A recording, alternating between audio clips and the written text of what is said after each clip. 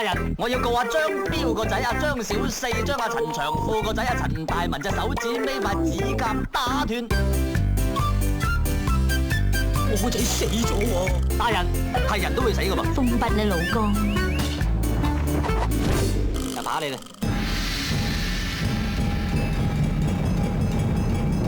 呢個女人嘅老公係俾呢個女人嘅老公嘅大佬同呢個女人老公嘅大佬嘅老婆毒死嘅。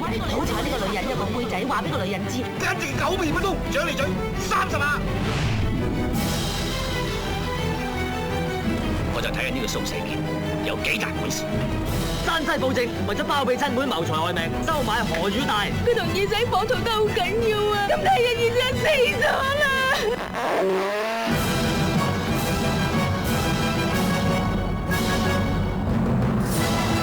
宋先生啊！哇，辛苦！喂，何大人。